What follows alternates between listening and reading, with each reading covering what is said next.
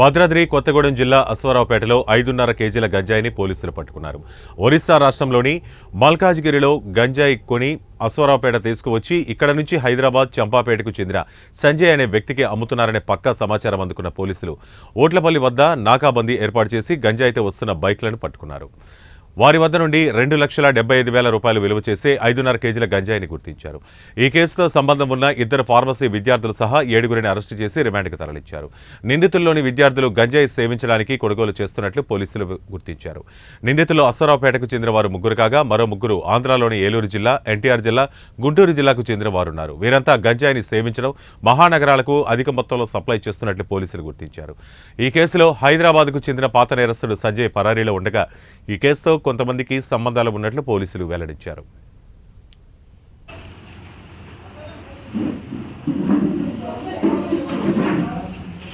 Aswaraopeta police station పరిధిలో ఈరోజు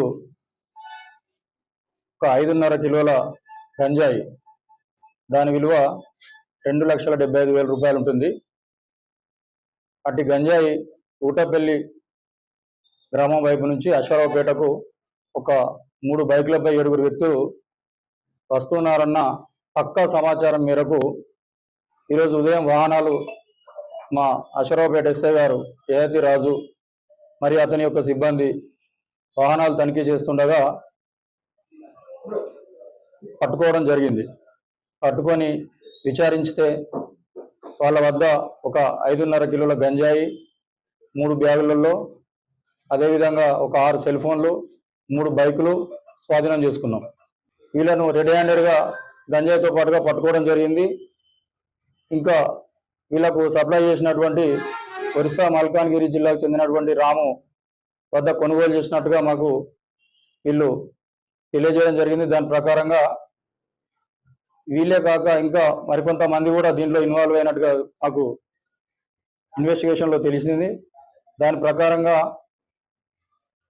ఈ చుట్టుపక్కల ప్రాంతాలలో గంజాయి తాగుతున్నారన్న మరియు ఇక్కడ నుంచి హైదరాబాద్కు వీళ్ళు గంజాయి సరఫరా చేస్తున్నటువంటి పేర్లను మా ఇన్వెస్టిగేషన్లో బయటకు తీసుకొచ్చి త్వరలో వారిని అరెస్ట్ చేసి రిమాండ్కు తరలించడం కోసం మా టీంలో ఇంకా రంగంలోకి దింపడం జరిగింది.